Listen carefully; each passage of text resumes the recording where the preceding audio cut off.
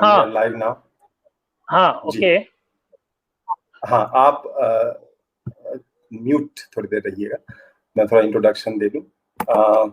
I can govern यानी Indian citizen alliance for new governance की आज की कड़ी में जन सरोकार पत्रकारिता और कोरोना विषय पर परिचर्चा में हमारे साथ कहिए कि हम लोग का सौभाग्य है कि हमारे साथ आज शंभुनाथ शुक्ल और विद्यानाथ झा जैसे वरिष्ठ पत्रकार हम लोग के साथ जुड़े हैं। नीतू सिंह भी हम लोग के साथ जुड़ी है। नीतू युवा पत्रकार हैं। हाल ही में इन्हें चमेली देवी जैन अवार्ड से सम्मानित किया गया है इनके पत्रकारिता के लिए। और दरभंगा से हमारे साथ राघव झा जो मतलब कि स्थानीय पत्रकार हैं, और फजली इमाम भी थोड़ी देर में हम लोग के साथ जुड़ेंगे। तो कोरोना विषय पे मान लीजिए कि कोरोना के रिपोर्टिंग को लेकर के तमाम तरह की धारणाएं अवधारणाएं, उसमें कि उसके आंकड़े को लेकर के, चाहे या कहें कि उसमें उसका इलाज किस तरीके से, इसको लेकर के तमाम सारी तरह की खबरें मान लीजिए मीडिया से आई हैं। पत्रकार काफी प्रभावित हुए हैं।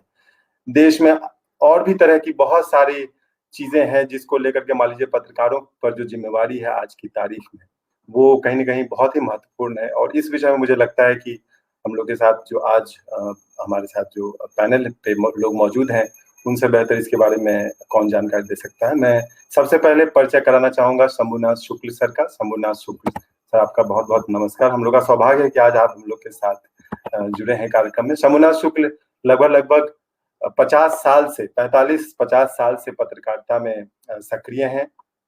जनसत्ता और चंडीगढ़ जनसत्ता के चंडीगढ़ और कोलकाता संस्करण के संपादक रहे हैं, फिर अमर उजाला से जुड़े रहे।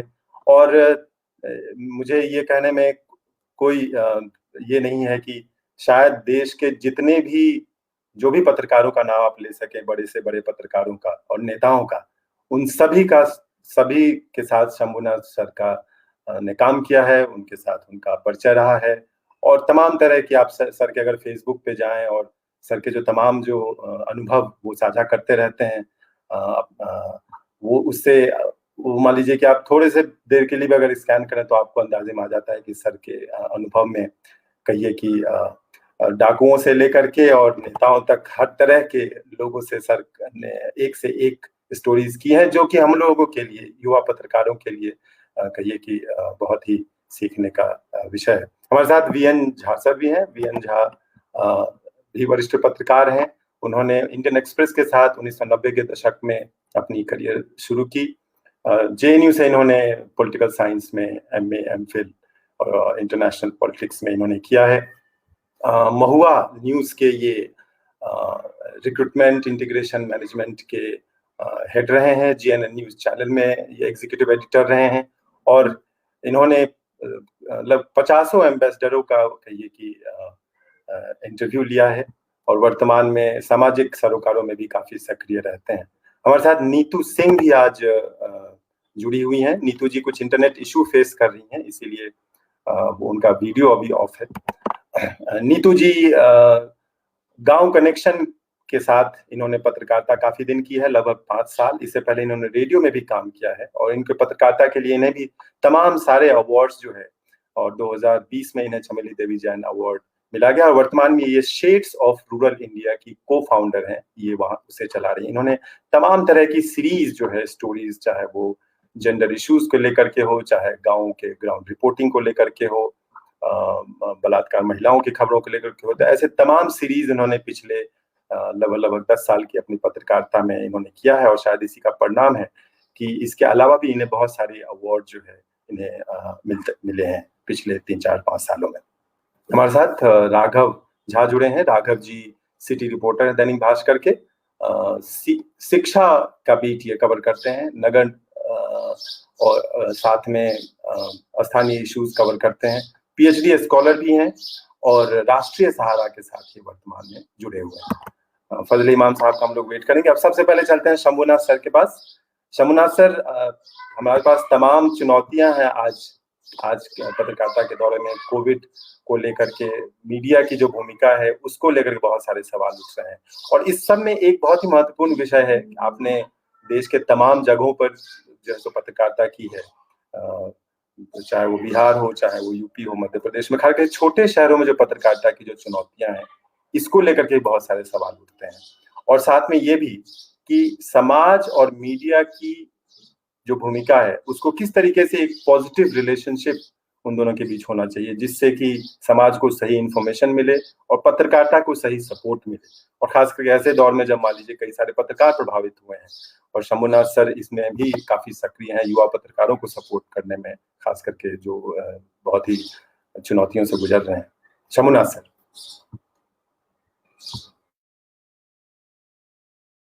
सर म्यूट है भैया। हाँ, नमस्कार तिलक जी, आपको सभी पैनलिस्टों को भी मेरा नमस्कार। जन सरोकार आज खास तौर पर पत्रकारिता दिवस पर जन सरोकार विषय पर जो पर चर्चा रखी है, निश्चय ये मेरे ख्याल से बहुत सारी चीजों को क्लियर भी करेगी, क्योंकि अभी बहुत सारे जन सरोकारों के पत्रकारिता के नाम पर भ्रम भी है। तो पहले तो अगर हम जन सरोकारी पत्रकारिता की बात करते हैं तो शुरुआत ताजा कोविड से ही करते हैं। कोविड, मेरे समय मैंने कोविड जैसी महामारी कोई और नहीं देखी। इवन चाहे बड़े बड़े भूकंप आए हों, 2-3 भूकंप भी मैंने देखे, जैसे उत्तराखंड में भूकंप उत्तरकाशी का आया था। अभी 2015 में जो भूकंप आया उसमें नेपाल तबाह हो गया था, या केदार हादसा हुआ था 2013 में। इसके पहले 91 में एक उत्तरकाशी भूकंप आया था। 2001 में गुजरात में भी आया था, भुज और कच्छ में। लेकिन ऐसी आपदा, ऐसी महामारी जैसी कोविड में है, ऐसी पहले कभी नहीं। बचपन में हम सुनते थे, मेरी माँ बताती थी कि जब 1945 के आसपास प्लेग पड़ा था तो लोग चले जाते थे अपना गांव छोड़कर, घर से दूर खेतों में डेरा डाल लेते थे। या हमारे दादा बताते थे कि कभी हम लोग जब जो स्पेनिश फ्लू आया था तब कैसा था। लेकिन वो बचपन की यादें हैं और बहुत छोटी उम्र की, इससे मुझे लग रहा कितनी भयावह तस्वीर रही होगी ये तो वही बताएगी। लेकिन पिछले 1 साल से हम लोगों ने जो देखा है, जो भयावहता देखी है, वो मेरी ख्याल से पहले कभी नहीं। एकदम से कंप्लीट लॉकडाउन, कर्फ्यू तो देखे होंगे, लेकिन इस तरह का लॉकडाउन जो महीनों चलता रहा हो। लास्ट ईयर मार्च में अचानक जो जहाँ था वही फंस गया, कहीं जंगल में। जिस दिन ये लॉकडाउन लगा, मैं बांदा से लौट रहा था, वो तो संयोग रहा कि मेरी चित्रकूट एक्सप्रेस जो ट्रेन थी वो 21 मार्च को आ गई थी दिल्ली, और हम घर आ गए थे। अगर एक भी दिन डिले हो जाता तो शायद मैं भी आम मजदूरों की तरह अपना सामान उठाए चित्रकूट और बांदा से दिल्ली तक पैदल ही आ रहा होता, और कोई जरिया था नहीं। क्योंकि 3 महीने वहाँ कहाँ रहते, क्या करते, कहाँ खाते, कैसे, बड़ा मुश्किल सवाल था। तो ऐसी महामारी और ऐसी अराजकता, दोनों चीजें देखिए जोड़नी पड़ेगी। महामारी बहुत भयानक थी, लेकिन महामारी को टैकल करने में सरकार की जो भूमिका रहती थी वो अराजकता वाली स्थिति थी। सरकार ने अपनी तरफ से कोई ऐसी भूमिका नहीं निभाई, नहीं दिखाई, जिससे लगे कि हम उस महामारी से कैसे निकल सकते हैं। तो बहुत ही भयानक अराजकता दिखी पहले दौर में भी, खासतौर पर प्रवासी मजदूरों को लेकर जिस तरह से देखा जाए, उनको बिल्कुल बेसहारा छोड़ दिया गया था। मैं आ गया था तब तो खैर दिल्ली, और मैं जब वो प्रवासी मजदूर आ जा रहे थे तो कई लोगों से मैं मिलता भी था।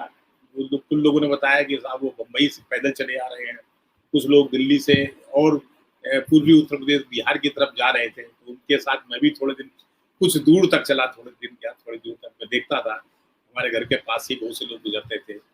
ऐसा नहीं था, उनको जो बीच में भंडारे लगे थे उनसे खाना पानी तो मिल जाता था, लेकिन अकेले खाना पानी से नहीं होता। इतना ही दूर पैदल चलना, उसके बाद हर बॉर्डर में टोके जाना, रुके जाना, बहुत मुश्किल हो रहा था। चलिए, पहली लहर गुजर गई किसी तरह से। फिर सरकार को अचानक लगा कि अब तो हमने पहली लहर लॉकडाउन लगा करके जीत ली है। दूसरी, उसको ये अंदेशा नहीं था, या जानबूझ के इस अंदेशे को छुपाया गया कि दूसरी लहर भी आ सकती है। दूसरी लहर बहुत ही भयानक आई, पहली लहर से कहीं ज्यादा। इतनी भयानक आई कि हम लोग हर परिवार से, या हर परिवार के जानने वालों से कितने लोग नहीं रहे।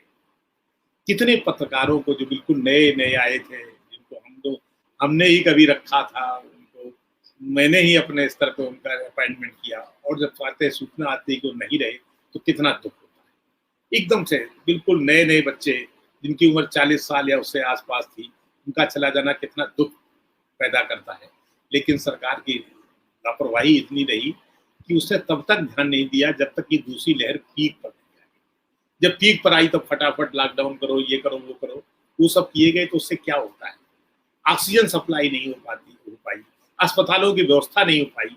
अगर सरकार ये सोच देती क्या संकट आने वाला है, उससे कैसे निपटा जाएगा, उसके मुताबिक चलती तो शायद बहुत कुछ मैनेज किया जा सकता था।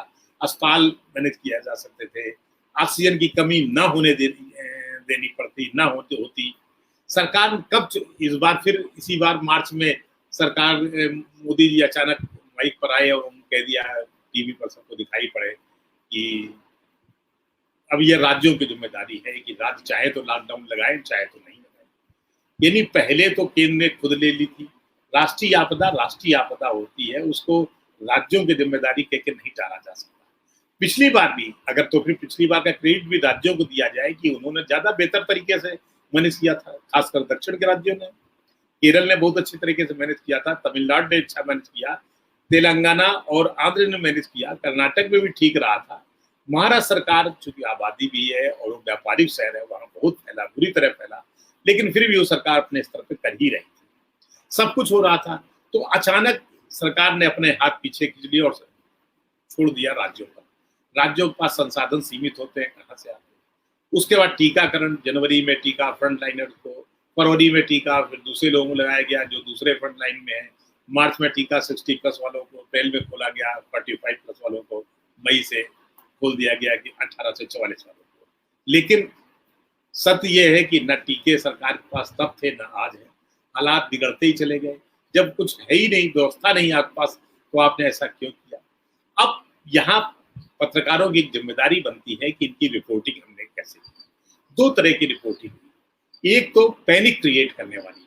देखिए, जो आदमी लॉकडाउन में घरों में बैठा होता है और आप एक पैनिक क्रिएट कर दें, जैसे कई चैनल्स में, खासतौर पर चैनलों की भूमिका होती है आजकल मीडिया में, कई चैनलों में ब्रेकिंग न्यूज आती थी, आंकड़ा 4 लाख पार, 4.5 लाख पार कर गया संक्रमित का आंकड़ा। यह क्या क्या आप क्या बताना चाहते हैं? आप सूचना दे रहे हो या आप डरा रहे हो? ये कैसी आपकी जन सरोकारी पत्रकारिता है? इसमें परोक्ष रूप से लग रहा है कि आप डरा ज्यादा रहे हो अपनी टीआरपी बढ़ाने के लिए। जैसे बंगाल के चुनाव हो रहे थे, ठीक ठाक लोग भी चैनल पे जाते थे। मुझे याद है 26 को जब पहली 26 मार्च को वोटिंग का फर्स्ट फेज था तो मैं गया था। उसके बाद 6 तक गया, अचानक 6 के या उसके बाद कह दिया गया कि अब आप घर से करिए, क्योंकि अब करेंगे भी नहीं, क्योंकि अब लॉकडाउन हमारे लिए टीआरपी जो है उसमें मिलेगी, कोरोना में इस पर टीआरपी नहीं आ रही है। तो ये क्या, मतलब ये कौन सी पत्रकारी भूमिका है कि अचानक आप टीआरपी के लिए एक माहौल डर का क्रिएट करते हैं, एक पैनिक का क्रिएट करते हैं। जो लोग जो नहीं रहे, जो कोरोना के कारण बेचारे नहीं लड़ पाए उससे, उनमें ज्यादातर वो लोग थे जो अस्पताल जाके इस पैनिक के शिकार हो गए। अस्पताल में अफरा तफरी मची हुई थी, वो टीवी में देखते थे कैसे अस्पतालों में अफरा तफरी मची हुई है। कुछ लोगों ने हड़बड़ा करके अस्पताल नहीं जाना कि हम नहीं जाएंगे, इसलिए घबरा गए। कुछ लोग इसलिए घबरा गए जिनको इलाज मिल रहा उनका ये हाल है तो हमारा क्या हाल होगा। ऐसी स्थिति में कहना चाहिए कि मीडिया ने एक जन सरोकारी भूमिका नहीं निभाई, बल्कि एक पैनिक क्रिएट किया, एक डर किया। दूसरी तरफ जिस तरह से लाना था, लोगों को समझाना था कि कैसे इससे एक साइंटिफिक तरीके से, एक रैशनल तरीके से लड़ा जाए, कि जो लोग खुद डॉक्टर बताते हैं कि जो लोग पैनिक नहीं आए, जो लोग घर में बने रहे, जो चुपचाप बैठे रहे, जिनको मान लीजिए बुखार भी आया तो उन्होंने किसी डॉक्टर से राय ली, उसके मुताबिक दवाएं पहले दिन से खाने लगे, वो बच गए। और ऐसे वो लोग भी है जिनकी उम्र बहुत ज्यादा थी, 75, 80, 90 वाले लोग बचे हैं, और बेचारे जो गए हैं उनकी उम्र तो कुछ भी नहीं थी। उनमें बहुत से तो 30 साल से और 45 साल के बीच वाले थे। तो क्या ये इस तरह का पैनिक क्रिएट करना चाहिए सरोकारी, कि हम जन सरोकारी हैं, हम जनता के बीच जाके चीजों को दिखा रहे हैं, या कुछ रैशनल तरीके से चीजें बतानी थी? दोनों में बड़ा फर्क होता है। एक जन सरोकारी पत्रकारिता का मतलब ये भी होता है कि हम जनता के हित की बात करें, हम सरकार पर हैमर करें, लेकिन जनता को पैनिक में ना लाएं। तो आप सरकार पे तो हैमर नहीं कर रहे हो, वहां तो आप उसी तरह से आपका व्यवहार है जैसा कि गोदी मीडिया का होता है कि जिसमें सरकार कटघरे में खड़ी हो, वो कोशिश कभी नहीं की गई। कोशिश की गई कि हम किस तरह से लोगों के बीच एक डर पैदा कर दें, एक क्रिएट पैदा कर दें, और डर पैदा होने से उनकी टीआरपी बढ़ती है। क्योंकि जब हम आंकड़ा 4.5 लाख दिखाते हैं, मृतकों का आंकड़ा 5,000, तो आदमी सोचता है कल तो 5,500 होगा, देखेंगे जरा। तो आदमी सुबह उठते ही पहले टीवी खुलता था कि आज का आंकड़ा क्या है, कितना पार कर गया। तो ये किस तरह की पत्रकारिता हुई? तो ऐसी पत्रकारिता, मैं कहूँगा जन सरोकारी पत्रकारिता तो कतई नहीं निभाई। मेरा कोई 40-42 साल का तो अनुभव है ही पत्रकारिता में, और मैंने बात सही अभी तिलक ने कही कि मैंने कई बार गांव में भी जाके पत्रकारिता की और लोगों से मिला। संयोग ये रहा कि मेरी पहली जो मुझे रिपोर्टिंग का मौका मिला वो बिहार था, और बिहार में भी भागलपुर का आंख फोड़ो कांड जब हुआ था 1980 की बात, 80 की बात है, तो मुझे बिहार जाने का मौका मिला। उसमें भी भागलपुर, कानपुर से भागलपुर के लिए नई नई कोई एक ट्रेन चली थी जो दिल्ली से आती थी, तब उसका नाम शायद मुझे नहीं याद आ रहा। खैर, मैं उसी ट्रेन में गया था भागलपुर, शाम को सुबह 4 बजे बैठा और पहुंचा, और फिर मैंने वहां देखा 2 चीजें मुझे वहां पे नजर आई। एक तो नजर आई कि पूरे के पूरे उस भागलपुर आंख फोड़ो कांड में जिनकी आंखें फोड़ी गई वो सिर्फ एक ही जात के थे, ज्यादातर यादव या पिछड़ी जातियां जिन्हें कहा जाता है, वो पिछड़ी जातियां जो तब मध्यवर्ती जातियां कही जाती थी या जो उभर के तेजी से सामने आ रही थी, उनके आंख फोड़ गए, मतलब उनके साथ ये केस हुआ था। और जो उसमें कल्प्रिट थे, जो मतलब पुलिस वाले, वो ज्यादातर सवर्ण जाति। तो मुझे उसी समय से लगा था कि शायद, और यूपी में भी मैंने आके देखा कि जिस तरह से यहाँ एक मापदंड बदल रहे थे। उत्तर प्रदेश में खासतौर पर सेंट्रल यूपी में जहाँ मेरा घर था यानी कानपुर में और उसके आसपास के इलाके में एक डकैतों की नई फौज आ रही थी। डकैत अपने समाज में हम उसे भले डकैत अपराधी मान लें, लेकिन जिस इलाके में वो उभरता है उस इलाके में उसे उसकी छवि रॉबिन होती है, अपराधी की नहीं होती। क्योंकि बिना उस डकैत या उस अपराधी को जो सरगना बना है, उसको जब तक जन सपोर्ट नहीं मिलेगा, जब तक कि उसके गांव वाले उसको सपोर्ट नहीं करेंगे, उसके जानने वाले, उसकी बिरादरी वाले, तब तक वो सर्वाइव नहीं कर पाएगा। ये तो पक्की बात है। तो कानपुर के दक्षिणी किनारे पे यमुना नदी है, और थोड़ा सा यमुना के आगे बढ़ने पर बुंदेलखंड का इलाका शुरू होता है। वहाँ कई जगह वो चंबल के पीहड़ हैं, फिर पहुँच के पीहड़ हैं, इस तरह के इलाके थे। तो वहाँ एक डकैतों की नई फौज आ रही थी, जो इन्हीं इंटरमीडिएट कास्ट हम लोग कहते थे, जो यादव या और पिछड़ी जातियों की। बाद में फिर मल्लाह भी उसमें जुड़े, फूलन देवी का नाम भी आया। तो मुझे लगा कि इसके पहले जो फिर मैंने उस पर डीप स्टडी की और मैंने उस पर एक पूरा एक कहना चाहिए पूरा कई लेखमाला चलाई कि मध्य उत्तर प्रदेश के ग्रामीण अपराधों का सामाजिक आधार। तो मैंने पाया था कि कैसे गांव में जो पहले अगड़ी जातियों का जो उनके रॉबिन हुड होते थे, जो उनके अपराधी सरगना होते थे, उनको सपोर्ट मिलता था। जैसे लेट 60s में तक मान सिंह या लोकमन दीक्षित नाम था उसका, लुक्का, तहसीलदार सिंह, उसके बाद जेपी ने जिनका सरेंडर कराया था 1972 के आसपास, मोहर सिंह, माधो सिंह, ये सब राजपूत और सवर्ण जातियों के थे। पर 80 तक आते आते स्थितियां बदलने लगी, एकदम से बदल गई थी, और डकैतों की दुनिया में या जो माफिया या रॉबिन हुड की दुनिया में नए डकैत आए थे।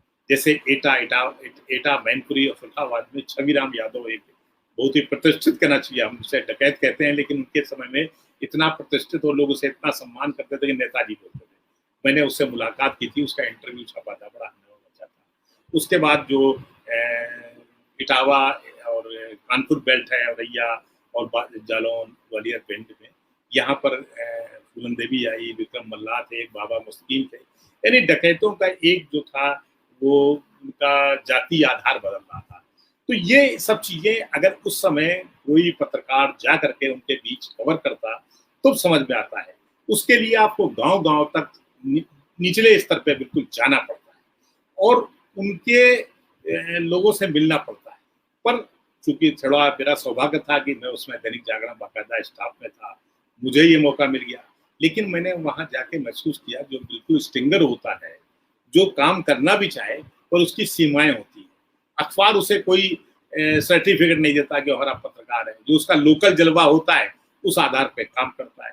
उसका मुख्य पेशा कुछ और होता है, ज्यादातर तो अध्यापक होते थे या कुछ और छोटा मोटा काम करने वाले। तो उनकी रुचि उस तरह से नहीं होती थी, क्योंकि वो अगर अपनी जान भी लगा दे और कोई बेचारा बड़ी मेहनत भी करे तो उसको उसका लाभ क्या मिलेगा। मान लीजिए मार दिया जाए, मान लीजिए अपने क्षेत्र में दुश्मनी ले ले, तो उसको पावर बैलेंस के लिए कहीं ना कहीं किसी माफिया को पकड़ना पड़ता था, किसी के सपोर्ट में लिखना होगा, किसी के खिलाफ लिखना होगा, तो जाहिर है एक पार्टी बन जाएगा। सही बात उभर के नहीं है। सही बात उभर के तब आएगी जब आप कोई पार्टी न बने, एक तरह से सारी बातों को साफ तौर पे, स्पष्ट तौर पे बताएं, बिल्कुल बेधड़क और निर्भीक होकर के भी। मुझे ये लगता है जरूरी नहीं है कि आप उसमें जनपक्षधर हो। हमने अगर मान लीजिए मैं पत्रकारिता कर रहा हूं तो मैं कोशिश करूंगा जो बहुत से लोग जिनको सही बता रहे हैं मैं भी उसको सही कहूं, पर वही बात बहुतों के लिए या भले छोटे समुदाय के लिए उसको लगेगा ये बात गलत है। पर इसको हम नहीं तय कर सकते क्या गलत है। हमने एक सूचना दी कि भाई ये मैंने देखा और ये मैंने लिखा। हम किसी चीज को ना तो रोक सकते हैं, ना किसी चीज को हम बढ़ा सकते हैं। हम सूचनाएं दे सकते हैं। तो जन सरोकारी पत्रकारिता की जब हम बात करते हैं तो सूचनाओं का इस तरह का आदान प्रदान, जिसमें हम चीजों को पब्लिक के एक जो उनकी वाणी जो बहुत ही समाज का निचले दर्जे का तबका है और जो अपनी बात कहने के लिए नहीं आ पा रहा है, नहीं कहना चाहिए कि उसको मौका नहीं मिला कि वो अपनी बात फ्रंट लाइन मीडिया में आके कह सके, हम उसको मौका दे रहे हैं। तो मेरे ख्याल से तो यही जन सरोकारी पत्रकारिता है। अब आज के कोविड काल में जैसे मैंने पहले भी कहा था कि जन सरोकारी पत्रकारिता नहीं दिखाई पड़ी। यहाँ जो टीवी चैनल के आने से पत्रकारों के अंदर एक मीडिया हाउस के मालिकों का या उनके टीआरपी का दबाव इतना ज्यादा होता है कि वो अपनी बात नहीं कह पाते। वो बात कभी नहीं कह पाते जो जन सरोकारी हो। वो वही बात कहते हैं जिसकी टीआरपी हो। तो टीआरपी की तो आंधी है, आंधी में कुछ सही भी आता है, कुछ गलत भी आता है। जो आंधी में मन आता है, आपकी भाषा, आपके जो प्रेजेंटेशन होता है, खासतौर पे टीवी में असली चीज तो जो चेहरा दिखाई पड़ रहा है उसी को हम जानते हैं। वो किस तरह चीजें प्रेजेंट करता है, उसकी भाषा, उसकी बॉडी लैंग्वेज से हम अंदाजा लगा लेते हैं ये किस तरह की पत्रकारिता कर रहा है। अब धीरे धीरे हम उसके जो दर्शक है वो उसका एडिक्ट बन जाता है। उसको समझ नहीं आता कि वो क्या कह रहे हैं और क्या हम सुन रहे हैं। जो वो दिखाता है हम उससे वो सच मान लेते हैं। तो मेरी ख्याल से ये जन सरोकारी पत्रकारिता तो नहीं है। और अब अगर किसी कोई पत्रकारिता करना चाहता है तो उसे मुझे लगता है कि कहीं ना कहीं लोगों से जुड़ना पड़ेगा। अभी ये नीतू सिंह जो गांव कनेक्शन से है ना, इनको नीतू सिंह, तो गांव कनेक्शन की कुछ रिपोर्ट्स मैंने देखी और मुझे कई बार लगा कि बल्कि यहाँ पर एक बार मैं नोएडा में जूरी मंडल में भी था, गांव कनेक्शन के एक रिपोर्टर को इन लोगों ने नोएडा प्रेस क्लब ने 1 लाख रुपए का एक पुरस्कार देने की घोषणा की थी। तो उसमें मुझे गांव कनेक्शन के एक रिपोर्टर की जो स्टोरी थी बहुत पसंद आई थी। वो रात को उत्तर प्रदेश में खासतौर पे जिस तरह से आवारा जानवर कैसे रात को खेत चढ़ जाते हैं, ये उत्तर प्रदेश में आज भी होता है। हम लोग भी जो अपने गांव जाते हैं देखते हैं कि हमारे चाचा लोग या और रिश्तेदार लोग कैसे खेतों की रखवाली करते हैं। तो उस पर एक बहुत बढ़िया स्टोरी बनाई थी, शायद बाराबंकी से स्टोरी थी, अद्भुत स्टोरी थी। तो इस तरह की पत्रकारिता, उस तरह की पत्रकारिता होती नहीं। जो front line main stream media है उसमें जन सरोकार तो ही नहीं, उसमें जन सरोकार नहीं, उसमें सरकार सरोकारी पत्रकारिता है, उसमें टीआरपी सरोकारी पत्रकारिता है, उसमें विज्ञापन सरोकारी। ठीक है, और लोग अपनी बात करते हैं, मैं यही से अपनी बात समझता हूँ। जी अच्छा नीतू जी, आपको अगर आवाज आ रही है तो मैं आपको, सर ने आपकी चर्चा भी की है और मुझे लगता है कि आप गांव और आपके फेसबुक पे भी अगर देखा जाए तो पूरे आप जो रिपोर्टिंग कर रही हैं हर तरह के मुद्दों पे, बताइए अपना अनुभव साझा कीजिए नीतू जी। जी, थैंक यू, थैंक यू। आवाज आ रही है मेरी क्या? कर रही है तो वो अपना वो बोलेंगे, आई थिंक उनकी आवाज हम लोग तक पहुंचे ज्यादा। हाँ नीतू जी, आवाज आ रही है, बताइए। अभी आवाज आ रही है? जी जी जी, अच्छे से। Thank you. तो जी, जी। तो अभी जैसा सर बात कर रहे थे कि जो जन सरोकारिता की हम पत्रकारिता की बात करते हैं, वो बीते सालों की बात करें या फिर अभी हम इस कोविड काल की बात करें, हम ऐसा नहीं कह सकते हैं कि हमें बिल्कुल देखने को नहीं मिली। पर जो भी मिली है वो बहुत सीमित है, बहुत कम है। उसकी अगर हम देखें रेशियो, तो अगर हम अपने ही गाँव की या क्षेत्र की बात करें या आस-पास की बात करें, हमने इस पूरे कोविड के 1 साल की जो रिपोर्टिंग देखी है, ऐसे बहुत कम पत्रकार साथी हैं हमारे। हम गिनती के कुछ एक साथी होंगे जो ग्राउंड पे जाके रूरल क्षेत्रों में जाके पत्रकारिता कर रहे हैं। मेरी अपनी जो व्यक्तिगत स्ट्रेंथ है वो रूरल क्षेत्र में रही है हमेशा से, क्योंकि हम ग्रामीण अंचल के रहने वाले हैं, और जितनी भी रिपोर्टिंग हमने की है सारी रिपोर्टिंग हमारी गाँव की होती है। तो गाँव पे बीते 1 साल में इतने सारे मुद्दे आए हैं जिस पे हमें शायद और काम करने की ज़रूरत है और बात करने की ज़रूरत है। जैसे अगर 1 साल में हम देखें तो ग्रामीण भारत की महिलाओं पे, किशोरियों पे, बच्चों पे, किसानों पे इस कोविड-19 का कितना असर पड़ा है, शायद हमें बहुत कम देखने को मिला है। हमने इसकी रिपोर्टिंग नहीं की है। अभी हम पिछले हफ्ते ही बीहड़, चंबल गए हुए थे, जहाँ पे हमें जो हमने शहरों के शमशान घाट हैं, जो शहरों के अस्पताल हैं, वहाँ की रिपोर्टिंग तो हमें थोड़ी बहुत देखने को मिली। पर जो ग्रामीण क्षेत्र के शमशान घाट हैं, उसकी रिपोर्टिंग हमें नहीं देखने को मिली। हम एक डिभौली घाट में गए थे, जहाँ पे हमें एक दुकानदार ने बताया कि आपने आने में थोड़ा-सा लेट कर दिया, अगर आप 10 दिन पहले यहाँ पे आते, 5-6 दिन पहले आते, तो आप सुबह से लेके शाम तक सिर्फ लाशों की संख्या गिनते रहते और आप गिनती नहीं कर पाते। यानी एक-एक दिन में 38 से 40 लाशें आ रही थी, और ये लाशें सिर्फ 6 किलोमीटर के रेंज से आ रही थी, बहुत दूर से लाशें नहीं आ रही थी। सोचिए कि हमारे हिंदू धर्म में उन्होंने हमें बताया कि मान्यता है कि हम सूरज ढलने के बाद अ, अंतिम संस्कार नहीं करते हैं। अ, पर इस कोविड में उन्होंने कहा कि 9 बजे, 10 बजे, 11 बजे, 12 बजे तक लाशें जली। हमें वहाँ पे एक ऐसे साथी भी मिले जिन्होंने बताया कि वो अपने भाई को अंतिम संस्कार देके गए, घर पहुँचे तो भाभी की डेथ हो गई। फिर आके उन्होंने रात में 9 बजे उनको अंतिम संस्कार किया, उनका आके अंतिम संस्कार किया। मतलब 1 महीने का जो सर्कल रहा, वो इतना दर्दनाक था, और ये वो लाशें थी, इनकी ना तो मौत का कारण पता था, ना हमें ये पता चल पाया था कि इनकी मौत कैसे हुई है, और ना ही इन मौतों की गिनती कहीं आँकड़ों में दर्ज हुई थी। हम ये भी नहीं कह सकते हैं कि इनकी जो मौतें हुई हैं वो आँकड़ों में दर्ज हों। तो ये एक दुखद था। हम और भी बच्चियों से मिले जिन्होंने बताया कि 1 साल से उनकी पढ़ाई बंद है, और जब 1 साल से वो कॉलेज नहीं जा रही हैं, अगर लड़कियाँ घर में रह जाती हैं ग्रामीण क्षेत्रों में, फिर उनकी शादी की बात होने लगती है।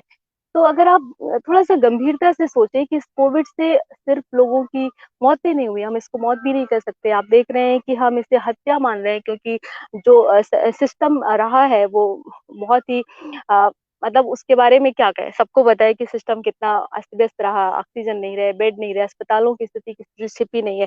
जो सामुदायिक और प्राथमिक स्वास्थ्य केंद्र है, अगर हम अपने आस-पास क्षेत्र की बात करें, वो पूरे 1 महीने उन्होंने काम ही नहीं किया। उनकी ओपीडी बंद थी, क्योंकि वो दूसरी जगह बंद थे। वैसे भी डॉक्टर्स की कमी है देश में। तो जो झोला-छाप डॉक्टर थे थोड़े बहुत, इन्हीं के सहारे जो गाँव की जनता थी वो मर रही थी। मेरे अपने ही गाँव में मौत हुई। मेरे आस-पास के गाँव में कई सारे लोगों की मौतें हुई इस 1 महीने में बीते, अगर हम अप्रैल की बात करें। पर किसी भी मौत में ये नहीं स्पष्ट हुआ कि उसकी कोविड से मौत हुई, क्योंकि उसको बुखार आया, 3-4 दिन बाद उसकी डेथ हो गई। तो जन सरोकारिता की, पत्रकारिता की बहुत कमी है, और इसके कई सारे कारण हैं। क्योंकि जो पत्रकार है उसपे, अगर वो किसी संस्थान में काम करता है तो उसके ऊपर अपनी इतनी कई सारी ज़िम्मेदारियाँ हैं। उसको असाइनमेंट दिए जाते हैं कि आपको टाइम से करना है। अगर सरकार के अगेंस्ट खबर जानी है तो भी कई बार उसको बाध्य किया जाता है कि आप इस तरह की स्टोरी ना पब्लिश करें। और जो हम इस तरह की रिपोर्टिंग की बात करते हैं तो उसमें बहुत टाइम लगता है। ये सारी रिपोर्टिंग टाइम टेकिंग होती है। सर जैसा बात कर रहे थे कि गाँव कनेक्शन ने लास्ट टाइम एक स्टोरी की थी, वो हमारे एसोसिएट एडिटर है अरविंद सर।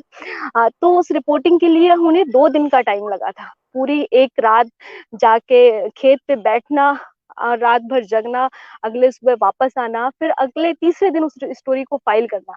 तो क्या संस्थान हमें इतना टाइम देते हैं बतौर एक रिपोर्टर को कि आप ठीक है, एक स्टोरी पे 3 दिन का टाइम दीजिए या 2 दिन का टाइम दीजिए। हमें तो फिक्स रहता है ना कि आपको, अगर आप सुबह रिपोर्ट करने गए हैं तो शाम को आपको स्टोरी फाइल करनी है। तो एक रिपोर्टर कैसे जन सरोकार की पत्रकारिता कर सकता है? कैसे वो ये प्रूफ कर सकता है कि क्या स्थिति है? एक्चुअल रिपोर्ट के लिए हम 2 घंटे में जाके कोई स्टोरी फाइल नहीं कर सकते हैं। हमें एक स्टोरी फाइल करने के लिए, अगर मैं अपनी बात करूँ, जब हम रेप जैसी स्टोरी करने जाते हैं या बाकी की स्टोरी करने जाते हैं, तो मुझे कई बार एक स्टोरी करने में 2 दिन लग जाते हैं।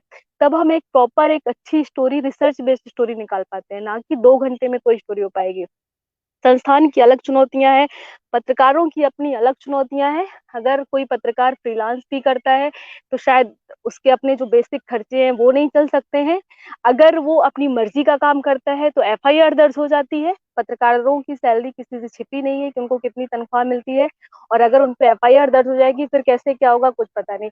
इस कोविड में कितने पत्रकार साथियों की जान गई है, कितने लोगों के इलाज के लिए कई सारे साथियों ने चंदा दिया है, पर वो भी संख्या बहुत कम है क्योंकि ऐसे जिनका नेटवर्क है, हमारे जानने में हम कानपुर देहात में रहते हैं और बीते 10 सालों से जर्नलिज्म कर रहे हैं। चमेली देवी जैन अवार्ड मिलने के बाद शायद मुझे कुछ लोग जानने लगे, क्योंकि हम इतना सोशल मीडिया पे एक्टिव नहीं रहते हैं, हमारी इतनी संकोची स्वभाव के गाँव के पत्रकार हैं, गाँव से निकल के आए हैं, इतना ज़्यादा हमारा नेटवर्क नहीं है। तो आप कितना अच्छा काम कर रहे हैं, इसको बताने के लिए आपको खुद कई बार रिप्रेज़ेंट होना पड़ता है, आपको खुद बताना पड़ता है, आपकी स्टोरी कई बार होती है। तो एक मुश्किल है, बहुत चैलेंजिंग है और कोविड में कोई भी पत्रकार जो संस्थान में काम करता है या हमारे जैसे लोग हैं, उनके लिए जाके ग्राउंड पे रिपोर्टिंग करना चैलेंजिंग है क्योंकि कोई संस्थान ये रिस्पॉन्सिबिलिटी नहीं लेता है कि ठीक है, अगर पत्रकार को कुछ होता है तो उसकी फैमिली के लिए इतना अमाउंट देगा। दैनिक भास्कर ने एक अच्छी पहल की है, उसकी हम सराहना करते हैं, पर ये कुछ एक संस्थान है। अगर सारे संस्थान ये जी, रिस्पॉन्सिबिलिटी लें कि आप ग्राउंड रिपोर्टिंग जाके करें। जी। ग्राउंड रिपोर्टिंग की बहुत सारी तमाम चैलेंजेस की आपने बात की। क्या पिछले 1.5 साल में कोरोना का जो समय है, गाँव या छोटे शहरों में, इनफैक्ट इवन बड़े शहरों में कई सारे पत्रकारों की नौकरी चली गई, ये सारी चीज़ें भी हुई हैं। ऐसा कहा जाता है कि सरकार का प्रेशर बढ़ गया है या फिर मीडिया पे काफ़ी प्रेशर, चूँकि रेवेन्यू सोर्सेज़ इत्यादि पे भी काफ़ी प्रेशर है। क्या ऐसी स्थिति आपके गाँव के लेवल पे जो आप रिपोर्टिंग करती हैं, वहाँ भी आपको देखने को मिल रहा है कि 1 डेढ़ साल में चुनौतियाँ बढ़ी हैं? बिल्कुल बढ़ी है, बिल्कुल बढ़ी है। जो गाँव स्तर पे जो किसी भी संस्थान की रिपोर्टिंग की जो ताकत होते हैं, जो हमारे स्ट्रिंगर साथी होते हैं, वो अपनी जान जोखिम में डाल के रिपोर्टिंग कर रहे हैं, पर उनकी संख्या भी काफ़ी कम कर दी गई है क्योंकि उनको जो थोड़ा बहुत पेट्रोल वगैरह का पैसा मिलता था, वो भी नहीं मिलना मिलना बंद हो गया है। छँटनी बड़े पैमाने पे हुई है और हर संस्थान में छँटनी हुई है, कोई एक संस्थान की बात ना की जाए। और जोखिम बहुत रहे हैं। आप अभी पिछले समय जब हमने एक मिड डे मील की स्टोरी पढ़ी थी, उसमें एक पत्रकार पे एफआईआर दर्ज हो गई थी, यूपी में ही। कई सारे पत्रकार ऐसे हैं, तो अभी पत्रकारों में ये एक डर बढ़ गया है स्ट्रिंगर्स में। जब हम भी रिपोर्टिंग करने जाते हैं, तो अगर हम किसी लोकल स्ट्रिंगर की मदद लेते हैं, वो यही कहते हैं कि आप तो आज स्टोरी करने आई हैं लखनऊ से, कल आप चली जाएँगी, पर हमें गाँव में रहना है और जिले में कुछ भी अगर जाएगा तो उन्हें पता है कि इस व्यक्ति ने ही ये स्टोरी करवाई है, तो केस हमारे ऊपर होगा ना कि आपके ऊपर। हमारे ऊपर दबाव बढ़ेगा। तो जो लोकल का पत्रकार है उसके ऊपर काफ़ी सारा दबाव रहता है, चाहे वो पॉलिटिक्स का दबाव हो, चाहे वो सरकार का दबाव हो। दबाव इस हद तक रहता है कि आपको गाँव स्तर पे या कोई भी ऐसी अव्यवस्था के बारे में जो भी चीज़ें हैं वो बाहर निकल के ना जाए। इवन मैंने इस बार की रिपोर्टिंग में देखा कि जो हमारी आशा कार्यकर्त्री और आंगनबाड़ी कार्यकर्त्री है, इनको सरकार की तरफ से इतना प्रेशराइज़ किया गया है कि आप गाँव में क्या स्थिति है कोरोना की, अगर आप किसी भी आशा कार्यकर्त्री से बात कर लीजिए, वो यही आपको जवाब देगी, इस समय किसी को गाँव में बुखार नहीं आ रहा है।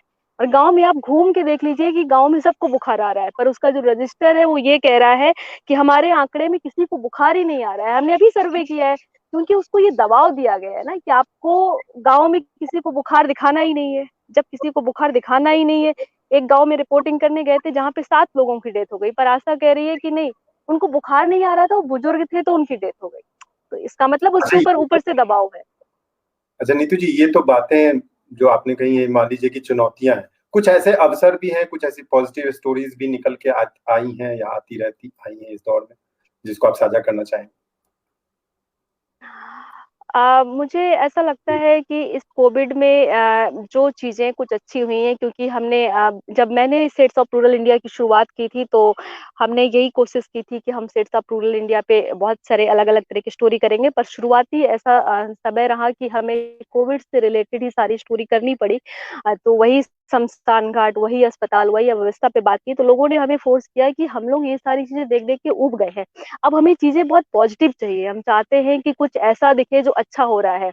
तो अभी हम जब चंबल में गए थे तो वहाँ से हम कई सारी ऐसी स्टोरी करके लाए हैं मुझे लगता है ऐसी स्टोरी को बाकी के संस्थान भी बढ़ावा दें इस कोविड में। हम ये नहीं कहते हैं कि हमें शमशान घाट, अस्पताल या अव्यवस्थाओं पे स्टोरी नहीं करनी है, पर अगर कुछ अच्छा हो रहा है, कुछ लोग अच्छा कर रहे हैं, मैं हमेशा से जो मेरी व्यक्तिगत रिपोर्टिंग रही है, मैं अपनी रिपोर्टिंग में हमेशा ये सामंजस्य बिठा के करती हूँ कि हम ग्राउंड की जो पॉजिटिव स्टोरी है वो और जो डेवलपमेंट स्टोरी है वो दोनों पे बराबर का तालमेल रहे। तो हम पॉजिटिव स्टोरी पे ज़्यादा फ़ोकस करते हैं, उससे लोगों को थोड़ा-सा सुकून मिलता है। पर अभी ऐसे समय में पॉजिटिव स्टोरी साझा करना शायद वो बहुत कम है संख्या, क्योंकि हम इतना तनाव से गुज़रे हैं, हमने इतनी चीज़ें देख ली हैं, इतने सारे लोगों की मौतें हुई हैं, तो बहुत पॉजिटिव भी नहीं कर सकते आप, क्योंकि हमें उससे भी तालमेल बिठाना है। पर जो कुछ अच्छा हुआ है, उसको कवर ज़रूर करना चाहिए। मैंने लास्ट टाइम ऐसी बहुत सारी स्टोरी कवर की थी कि जो आशा वर्कर्स हैं, उनका एक दिन कैसा गुज़रता है, जो आंगनबाड़ी है, उनका एक दिन कैसा गुज़रता है, जो नर्स है, जो वार्ड बॉय है, जो भी लोग हैं, मतलब हम एक-एक जो एक बेरोज़गार मज़दूर है, जो पलायन करके आया है, उसका वो अभी गाँव में क्या कर रहा है, कुछ लोग अच्छा काम कर रहे हैं, उनकी स्टोरी हमने बीते साल काफ़ी किया था, पर इस साल अभी ऐसा बहुत कुछ नहीं किया। पर अभी चंबल जब गए थे, तो वहाँ की मैंने दुकानों पे देखा कि अब काढ़ा बिकने लगा है, तो लोगों को एक रोज़गार मिल रहा है थोड़ा-सा। वहाँ के लोग बीमार पड़े तो वहाँ की जो बकरियों का जो दूध है, लोग अपनी पुरानी उसमें जाने लगे हैं। शायद अगर हम इस पे भी रिपोर्टिंग करें तो मुझे लगता है काफ़ी अच्छा जाएगा कि जो पुरानी चीज़ें हमारी थी, जो विलुप्त हो रही थी, अब हम उसकी तरफ वापस आ रहे हैं, है ना? गाँव में अच्छा नीतू लोगों जी, ने आपके हमारे पास यहाँ तो जो पीपल के फिर से हमारे गाँव वापस में आए। जो पीपल के पेड़ है वहाँ जी, जी, थैंक यू। हाँ, आपके पास फिर से वापस आएँगे। कुछ सवाल भी जी। आने शुरू हो गए हैं। तो वीएन झा सर के पास चलते हैं। विधाना झा सर, आपने महुआ न्यूज़, जीएनएन न्यूज़ चैनल, बहुत सारे पत्रकारों को देखा। शंभुनाथ शुक्ला सर ने जो सवाल उठाया, नीतू जी ने जो सवाल उठाया कि पत्रकारों पे जिस तरीके से प्रेशर, क्या ये प्रेशर मान लीजिए कि अ, खबरें तो यही कह रही हैं कि मेन स्ट्रीम और बड़े शहरों में भी है, और किस तरीके से फिर निगोशिएट करे एक पत्रकार? डॉक्टर तिलक, पहले तो आपको धन्यवाद। आपको मेरी आवाज आ रही है? आपको मेरी आवाज आ रही है? अच्छे से पहले तो आपको बहुत बहुत धन्यवाद। आप एक बहुत सार्थक प्रयास कर रहे हैं, एक अच्छा शो कर रहे हैं आप। और आज हिंदी पत्रकारिता दिवस भी है, तो तकरीबन 200 साल तो हो गए हिंदी पत्रकारिता को। तो हम लोगों ने तो अंग्रेजी से शुरू किया, हमने अंग्रेजी में पत्रकारिता किया, फिर अंग्रेजी में भी, फिर हिंदी में भी गए, टेलीविजन पे भी रहे और प्रिंट में भी। और मैं आजकल न्यू मीडिया करता हूँ पिछले 3 वर्षों से, जिसको आप न्यू मीडिया कहते हैं, diplomacyindia.com, जिसके तहत भारत के एक्सटर्नल रिलेशंस और दुनिया के सरोकारों को हम कवर करते हैं। और ऑनलाइन कवर करते हैं, विजुअल कवर करते हैं, audio, video, visual analysis, everything is there, interviews. तो ये बड़ी सार्थक बहस है जो आप लोग कर रहे थे। और सबसे तो अच्छी बात, जो सबसे मुझे खुशी हो रही है कि नीतू को देखकर, वो इसलिए कि मेरा ये मानना है कि भारत को अगर बदलना है तो भारत के समाज में, भारत की राजनीति में और भारत की पत्रकारिता में भी लड़कियों और बहनों को, बहुत बेटियों बहनों को बहुत ज्यादा आगे आगे आना पड़ेगा, तभी ये सब कुछ बदल पाएगा। क्योंकि जेंडर सेंसिटाइजेशन की बात ही नहीं केवल है, एक पूरे वर्ल्ड व्यू के सेंसिटाइजेशन की बात है, जिसे हमें बदलना पड़ेगा। तो एक तो ये बात है। शुक्ला जी बहुत वरिष्ठ पत्रकार हैं, मेरे से भी बहुत ज्यादा सीनियर हैं। एक समानता है हम दोनों में कि एक ही स्कूल से हमने जर्नलिज्म की शुरुआत की। वो जनसत्ता में थे और मैं इंडियन एक्सप्रेस पर रहा 94, 95, 96 वगैरह में। तो बहुत कुछ सीखा वहां हम लोगों ने। अब ये पत्रकारिता के जन सरोकार की बात हो रही थी, तो देखिए पत्रकारिता 2021 में, 21वीं सदी में पत्रकारिता के आयाम, डायमेंशंस बदल गए हैं। आपको आवाज आ रही है ना मेरी? आप लोगों को मेरी आवाज आ रही है डॉक्टर तिलक? आ रही है, आवाज जी। तो पत्रकारिता के आयाम बिल्कुल बदल गए हैं। इस सेंस में बदल गए हैं कि हम 3 भागों में पत्रकारिता को इस वक्त डिवाइड कर सकते हैं। एक वो जो मेन स्ट्रीम मीडिया है, प्रिंट और इलेक्ट्रॉनिक का। दूसरा वो जो मझोला है। तीसरा जो न्यू मीडिया, जो डिजिटल है, जो सार्वभौमिक होता जा रहा है। उसकी स्पीड बहुत ज्यादा है, उसकी इफेक्टिवनेस बहुत ज्यादा है, बट वो बहुत ही विकेंद्रीकृत है, विकेंद्रीकरण है, जो एक अच्छी बात भी है। अब एक दूसरा सच है कि टेक्नोलॉजी जो है, तकनीक जो है, वो पत्रकारिता के ऊपर में अपना कब्जा जमा चुका है। एक यह भी सच है। एक तो है कि बड़े संस्थानों का कब्जा, बड़े वंशों का कब्जा, और दूसरा है कि बड़ी टेक्नोलॉजी का कब्जा, कि वो मैं जब कहता हूं तो व्हाट आई मीन इज कि जैसे गूगल है, अब आज का बिगेस्ट पब्लिशर और ब्रॉडकास्टर कौन है? गूगल है, यूट्यूब है, फेसबुक है, ट्विटर है, जिस पर अभी हम विवाद बहुत सारा देख रहे हैं। इससे बड़ा पब्लिशर और ब्रॉडकास्टर अभी इस दुनिया में, इस धरती पे कोई भी नहीं है, चाहे भारत की बात, अमेरिका की, पूरे धरती की आप बात कर लें। दूसरा वो है जो टेलीविजन चैनल्स हैं, जो न्यूज चैनल्स हैं, जिसके टीआरपी की आंधी की बात कर रहे थे शुक्ला जी, तो उनकी जो है वो टीआरपी की आंधी में भी ग्रस्त हैं। उनके साथ प्रॉब्लम यह है कि वो एक विधा, वो मीडियम भी बिल्कुल अलग है जो प्रिंट से अलग है, जिसमें खबरें बहुत जल्दी बासी हो जाती हैं। और तीसरी यह है कि उन पे सेंट्रलाइज कंट्रोल बहुत आसान है, तो स्टैब्लिशमेंट या गवर्नमेंट, जिसको भी जो भी आप कहते हैं, वो उनको बहुत आसानी से कंट्रोल कर सकता है, इसलिए कि उनको बहुत पैसों की जरूरत पड़ती है अगर आप प्रिंट से उनको कंपेयर करेंगे तो। अब तीसरा, फिर उसी कड़ी में आप नीचे आ जाइए, जो डिजिटल मीडियम जिसको कहते हैं, ये गांव कनेक्शन कर रहे हैं, या उसमें भी अगर ललन टॉप जैसे मीडिया को ले, जो बिग हाउसेस द्वारा प्रश्रय दिए गए हैं उनके हैं, उनकी स्थिति कुछ अच्छी है। बाकी की स्थिति यह है कि भाई वो न्यूज गैदरिंग कैसे करें, अपने आप को सस्टेन कैसे करें, कैमरा कहाँ से लाएं, माइक कहाँ से लाएं, गांव गांव घूमे तो पेट्रोल और डीजल कहाँ से लाएं, आदमी को तनख्वाह कहाँ से दें, बहुत बड़ी समस्याएं हैं। लेकिन इन समस्याओं के बावजूद भी मैं ये मानता हूं कि जो छोटे मीडियम है, जो डिजिटल मीडियम है, खास करके जो सोशल मीडिया जिसको आप कहते हैं, वो बहुत ही बड़ा काम इस पैंडेमिक में ही नहीं, पैंडेमिक में तो उन्होंने किया ही है, वो एक बड़ा काम कर रहे हैं, मीडिया को सही मायने में विकेंद्रीकृत कर रहे हैं, जनता के पास पहुंच रहे हैं, जनता को सीधे ये कर रहे हैं, और किसी भी चीज को उन्होंने लोकल नहीं रहने दिया। अब news is not local, everything is Glocal, it has become global, nothing is local now. अगर पूर्णिया में कोई आगजनी होती है, या अगर सब वाहिनी गंगा हो जाती है, या कहीं पर लाशें फेंकी जाती है नदी में, राप्ती नदी में, आज ही मैं देख रहा था कोई स्टोरी एनडीटीवी ने किया है, everything becomes global, not only national, it becomes global.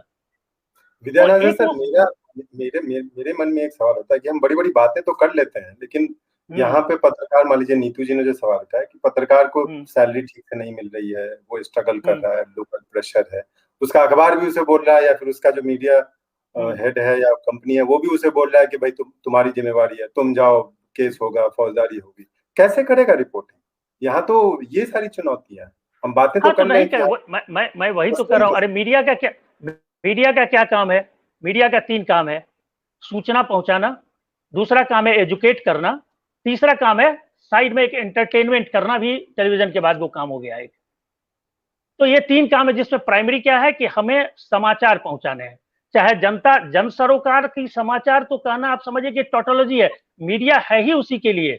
Media में जो अखबार होते थे ट्रेडिशनल, उसमें जो पेज 1 एंकर होता था, जो सबसे नीचे में, जो आज भी कई बड़े अखबार रिलीजियसली कैरी करते हैं, उसमें जनता का ही तो सरोकार होता है, those are the human stories. अब आपने जो भी बात कही उसका मैं बताता हूं, वह भी जुड़ा हुआ है राजस्व से।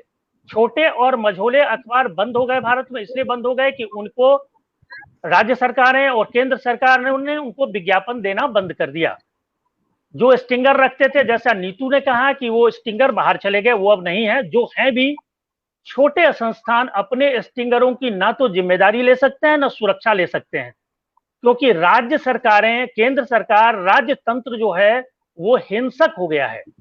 आप अगर वो देखें तो पैंडेमिक में भी जनता के साथ भी उसका व्यवहार हिंसक है। उसका व्यवहार जो है ना, उसका सरोकार जो जनता के साथ भी सहानुभूतिपूर्ण नहीं रहा है ना है। वो या तो लठ बजाता है, या घरों के अंदर आदमी को फेंकता है, या तो अरेस्ट करता है, या तो रोड बंद कर देता है। आपने कई सारे देखे होंगे, कलेक्टर ने जहां पर मार दिया, डीएसपी ने ये कर दिया, उसने ये कर दिया, इसने ये कर दिया, तो ये सब तो चल ही रहा है। तो इसमें वाकई बहुत बड़ी मुश्किल हो गई है कि जो एक ही है, दूसरी एक इससे इतर भी एक बात है। बात यह है कि जो न्यूज रूम वगैरह सब बंद हो गए, न्यूज रूम है नहीं, एग्जिस्ट नहीं करते। अब जो छोटी जगह है जहां से पत्रकार रिपोर्ट कर रहे हैं या जहां से ये कर रहे हैं, उनको एक बेसिक ट्रेनिंग की भी जरूरत है। वो वहां पर ऑन द ग्राउंड है, वो वहां है, वो क्या करते हैं, कई बार आप देखेंगे कि बड़ी मीडिया का कॉपी पेस्टिंग कर देते हैं। वो जो चीज दिखाई जा रही है बड़ी मीडिया में, जिस तेवर में दिखाया जा रहा है, जिस तरीके से उसको बताया जा रहा है, उसी तरीके से वो भी उसको करने का प्रयास कर देते हैं। क्योंकि उनका क्या, उनकी समस्या यह है कि उनकी ट्रेनिंग भी नहीं है, सुरक्षा नहीं है। एक टिप्पणी मैं आपसे और चाहूंगा, एक टिप्पणी मैं आपको और चाहूंगा कि हमारे देश में इनफैक्ट आप लोगों ने देश विदेश में मान लीजिए पत्रकारिता की है, बड़े जो अखबार हैं, जो मान लीजिए कि जो बड़े बड़े अखबार हैं, मैं किसी का नाम नहीं लेना चाहूंगा, जब बड़े जो टीवी चैनल हैं, उनकी रिपोर्टिंग पे भी बहुत सारे सवाल हैं और वो उसका स्तर भी लगातार जो है वो गिरता रहा है। हमारे टीवी और अखबार इस बात के सबूत हैं और उसका प्रभाव मान लीजिए कि हमारे सो कॉल्ड आइडियल जो है अखबार और टेलीविजन चैनल, उनकी हालत है। तो स्थानीय स्तर पर, गांव के स्तर पर भी पत्रकारों को मोटिवेट रहना और उनके संस्थानों को मोटिवेट रहना, लोगों को इसमें भरोसा रखना, इसमें कहिए कि नेगेटिव इन्फ्लुएंस शायद पड़ता है। क्या कहेंगे? बिल्कुल बिल्कुल पड़ता है। इसके पीछे भी इंडियन मीडिया का रेवेन्यू मॉडल है। इंडियन मीडिया का रेवेन्यू मॉडल यह है कि ना तो उसका क्राउड फंडिंग है, ना तो उसका कोई पब्लिक सर्कुलेशन बेस्ड फंडिंग है, जिसको आप कह सकते हैं कि ब्रॉडकास्ट बेस्ड फंडिंग टेलीविजन में, ना तो वो है। वो या तो बाजार पर पूरी तरीके से यह है, या 1 रुपए में 60 पैसे आज भी सरकार के विज्ञापनों पर वो है। तो अगर सरकार के विज्ञापनों पर वो निर्भर है 1 रुपए में 60 पैसा, तो जो अभी शुक्ला जी ने कुछ देर पहले कहा था कि सरकार को कटघरे में खड़ा करना चाहिए, वो तो वो करते नहीं, क्योंकि वो करेंगे तो 60 पैसे में नहीं मिलेंगे। और साथ ही साथ जनता को पैनिक में रखते हैं। क्योंकि जनता को पैनिक में रखते हैं क्योंकि सरकारी तंत्र उन्हें, सरकारी एजेंसियां उनको ये बताती है कि आप जनता में सवाल मत पैदा होने दो और आपको सवालों को नहीं लेना है, सवालों की तीक्ष्णता को कम करना है।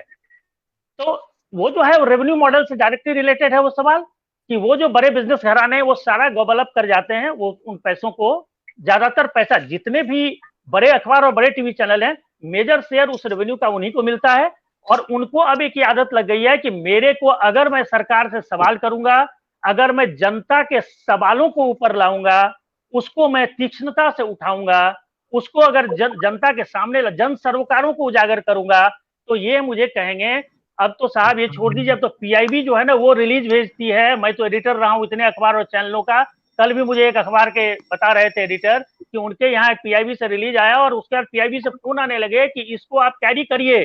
वो राजस्थान और दिल्ली के बारे में था। हालांकि उन लोगों ने मना कर दिया, उन्होंने कहा कि सब वो नहीं करेंगे। हम लोग के पास समय थोड़ा सा सीमित है, तो हम लोग चलते हैं फजली इमाम। राघव जी अभी हम लोग के साथ डिस्कनेक्ट हो गए। फजली इमाम साहब, एक स्वागत आपका। फाइनली हम लोग के साथ जुड़ गए। स्थानीय स्तर पे आप मान लीजिए एजुकेशन इत्यादि बीट कवर कर रहे हैं, दरभंगा में आप रिपोर्टर हैं और काफी 6-7 सालों से आप काफी सक्रिय पत्रकारिता कर रहे हैं। बताइए क्या चुनौतियां फेस कर रहे हैं, खास करके कोरोना काल में, और इवन अदरवाइज स्थानीय स्तर पर किस तरीके की चुनौतियां आप झेल रहे हैं जन सरोकारी पत्रकारिता करने में? आई थिंक उनका इंटरनेट इशू आ रहा है। रूबी, आप कुछ टिप्पणी करना चाहेंगे? कुछ क्विक कमेंट? आप म्यूट हैं। रूबी आईएमसी से हैं, इन्होंने जर्नलिज्म किया है और वर्तमान में एनजीओ सेक्टर्स में ये कॉर्पोरेट कम्युनिकेशन इत्यादि देखती हैं। रूबी जी, मेरा एक सवाल रहेगा सबसे कि इस कोविड के टाइम में हमने जितने भी रिपोर्टिंग देखी है वो इस पे देखी है कि कोविड के इस दिन इतने केसेस हुए, इस दिन इतने जाने गई, शमशान घाट में लाशें गिर रही है, तो हमारा फोकस इसी पे था। बट जैसे नीतू जी ने एक मुद्दा उठाया था जिसके बारे में मैं भी सोच रही थी कि जैसे 1 साल से अभी सब कुछ बंद है, लड़कियां घर पे हैं, बाहर नहीं निकल रही है, स्कूल्स बंद है।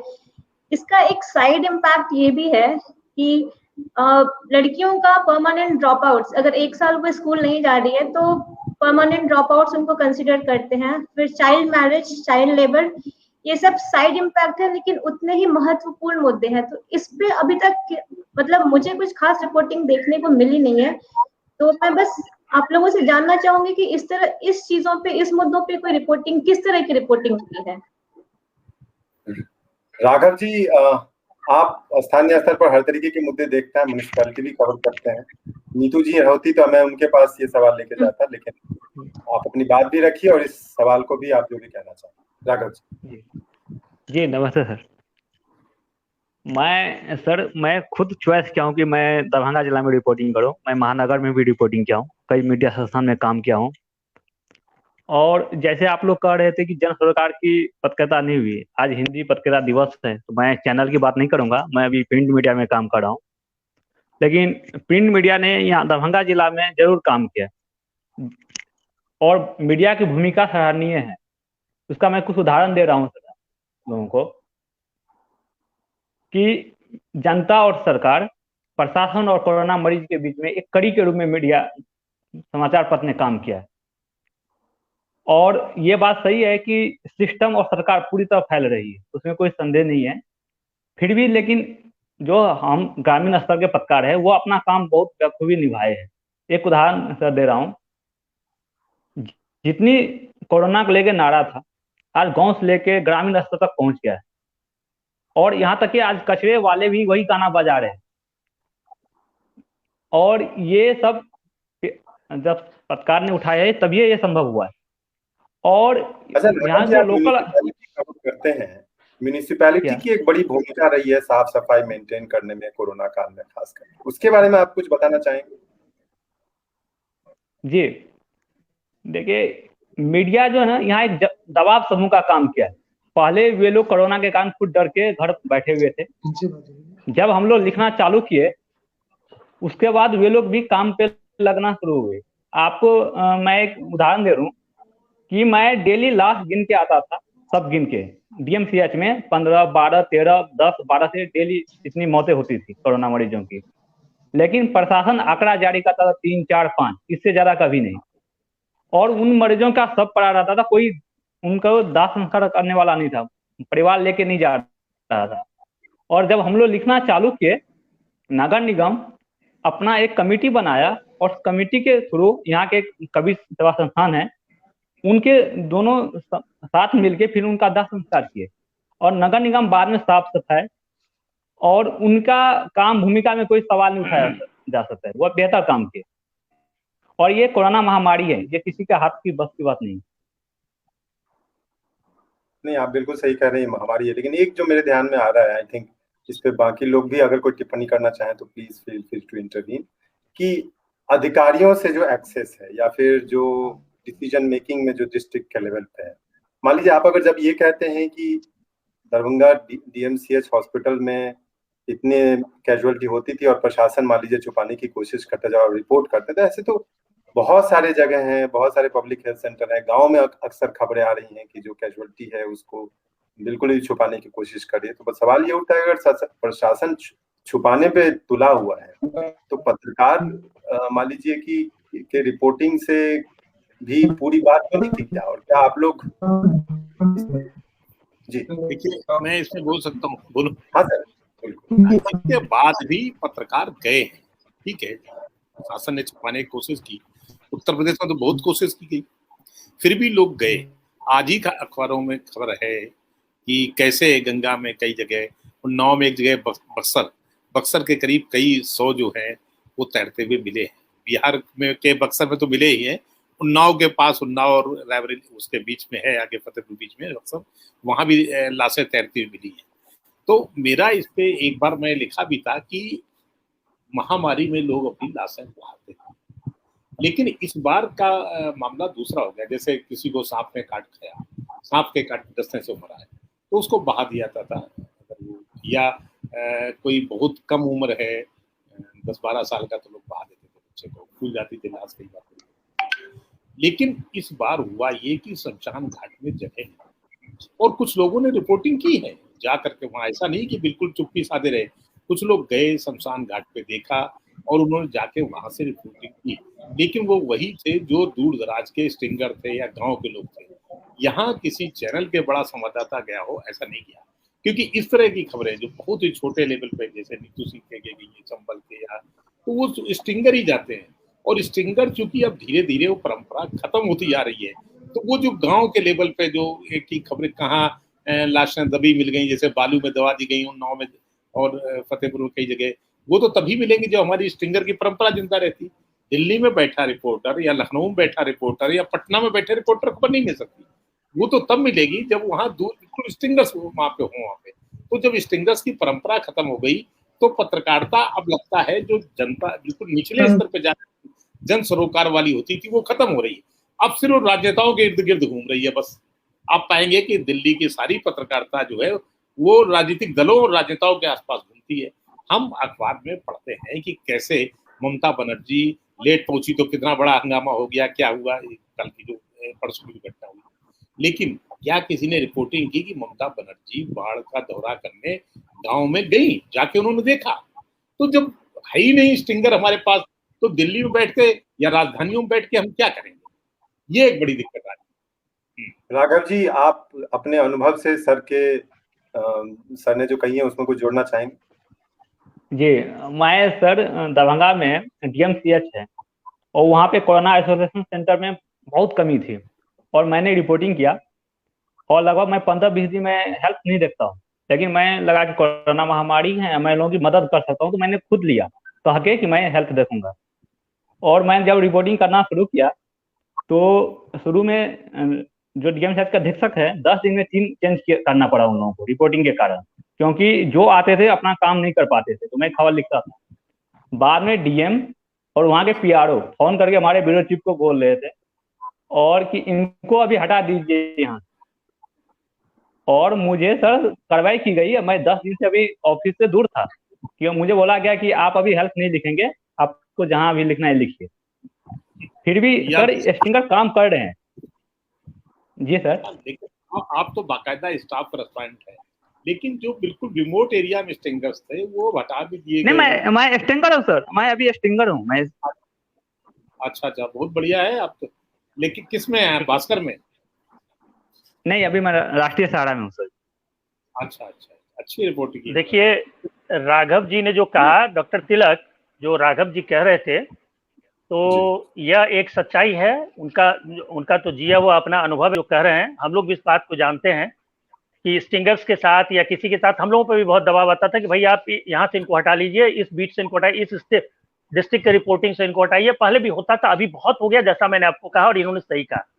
एक बात और सच है कि जो बनारस की बात हो, गाजीपुर की बात हो, कानपुर की बात हो या फिर उन्नाव की बात हो जो शुक्ला जी कह रहे थे, तो चाहे वो लाशों की गंगा में तैरने की बात हो, चाहे श्मशान की रिपोर्टिंग हो, लाइव रिपोर्टिंग, उसमें डिजिटल मीडिया ने बहुत बड़ा ह्यूज रोल प्ले किया।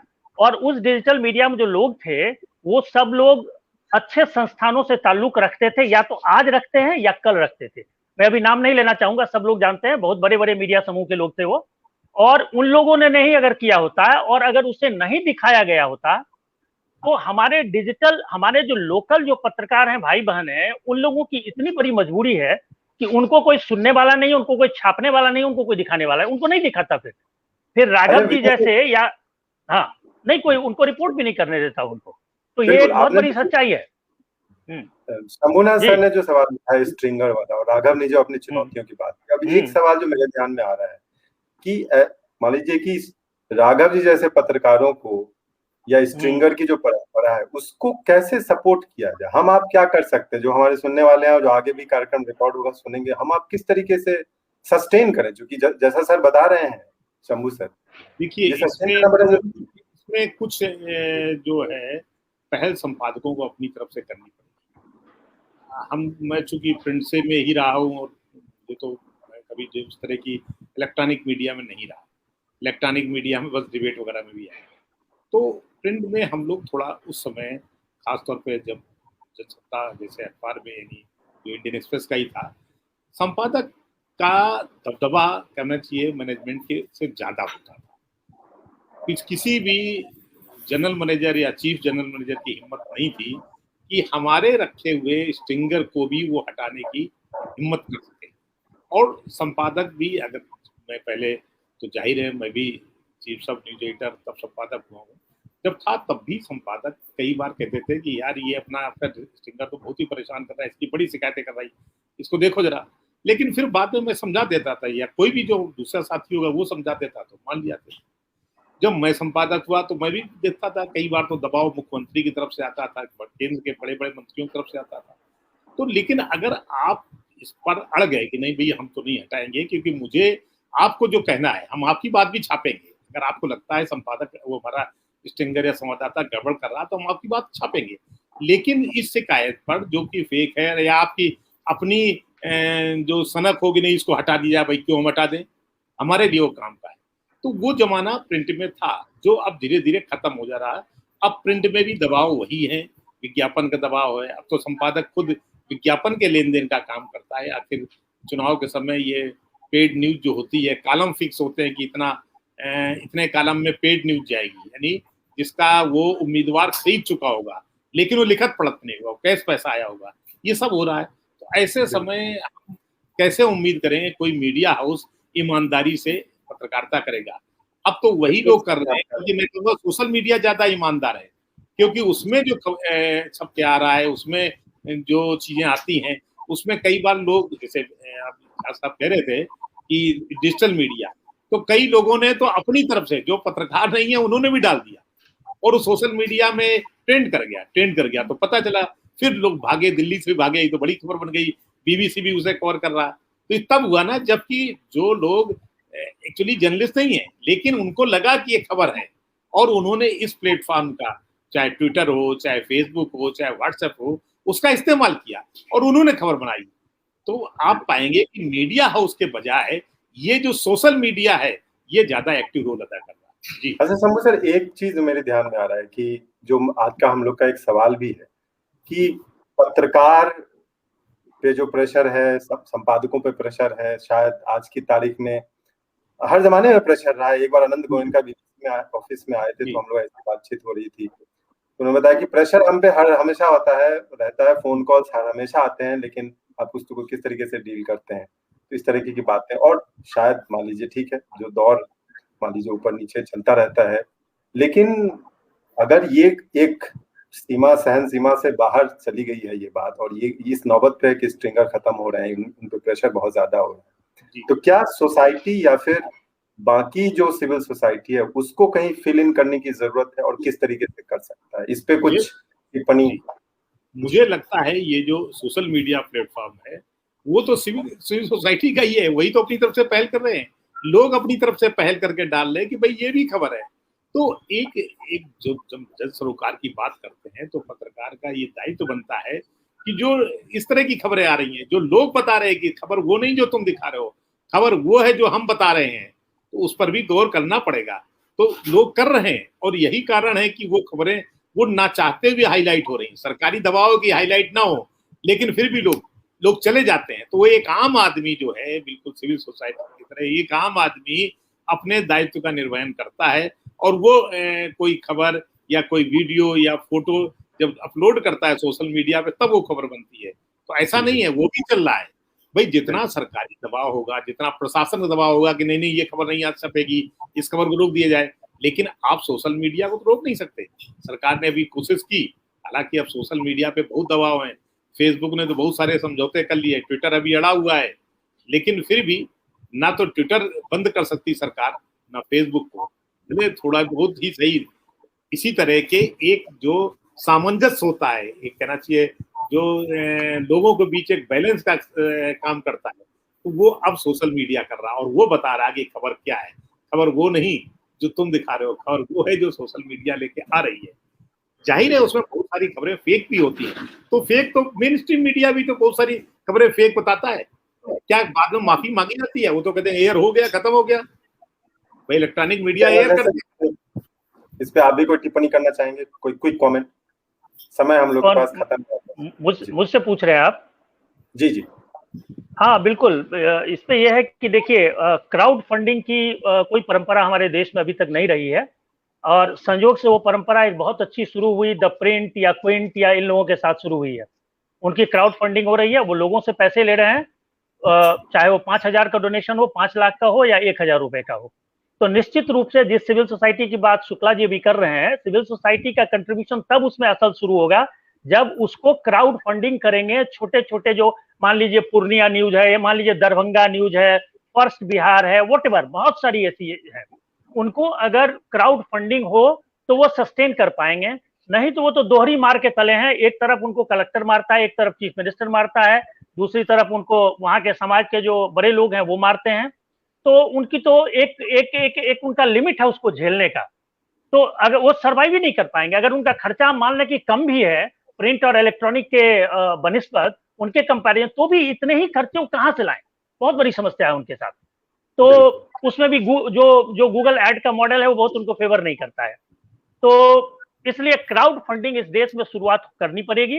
क्राउड फंडिंग होगी तभी न्यूज की स्वायत्तता बनी रहेगी, तभी स्टिंगर्स के लिए एक जीवन होगा, तभी छोटे डिजिटल मीडियम या विकेंद्रीकृत मीडिया, जिसको मैं कह रहा हूं बार बार, विकेंद्रीकृत मीडिया, जिससे एस्टैब्लिशमेंट और सरकार को सबसे बड़ा डर है, उसको 24 घंटे उस डर में जीती है एस्टैब्लिशमेंट, तभी उसका जो है वो सिद्ध हो पाएगा, उसका रहना, उसकी यूटिलिटी, उसका ये पर्पस, उद्देश्य। तो बस यही है, यही मैं कहना चाहूंगा। विकेंद्रीकरण। रूबी, कोई लास्ट कमेंट? नहीं, बस आई थिंक मैं राघव जी से पूछना चाह रहा था कि वो और क्या चाहेंगे, इस तरीके से किस तरीके का सपोर्ट वो चाहेंगे कि हम बाकी तरफ से, समाज के तरफ से, हमारे जैसे जो लोग दिल्ली में बैठे हैं उनके तरफ से मिले। एनीवे, आई होप कि ये चर्चा केवल 1 घंटे की चर्चा से इस समस्या का समाधान नहीं होना, इसमें बहुत सारे आयाम हैं जिस पे लंबे समय तक लगातार काम करने की जरूरत है। अच्छा राघव जी, 1 सेकंड के लिए जुड़े हैं, मैं आपकी चर्चा कर रहा था। राघव जी, आपको आवाज आ रही है? राघव जी, आपको आवाज आ रही है? Hello, I think Raghav ji internet issue face कर रहे हैं। ये भी एक बराबर समस्या आती है कि सारे 4G 5G के बावजूद भी हमें बिहार, यूपी, खास करके छोटे शहरों से जब भी कनेक्ट करना होता है तो अक्सर ये इशू आता है। बिल्कुल जी, तो Shambhu sir, Vidyanath sir, Ruby, Raghav, Neetu, आप सबने आज समय दिया, आप लोग का मार्गदर्शन हम लोग को प्राप्त हुआ और मुझे लगता है कि बहुत सारे महत्वपूर्ण सवाल आज उठे हैं और जिस तरीके से चर्चा हुई है, शायद हम लोग इस सिलसिले को आगे बढ़ाने की यात्रा में लगातार लगे रहने में सक्षम हो, सबल हो। आप सभी का बहुत बहुत धन्यवाद। नमस्कार। Thank you. नमस्कार।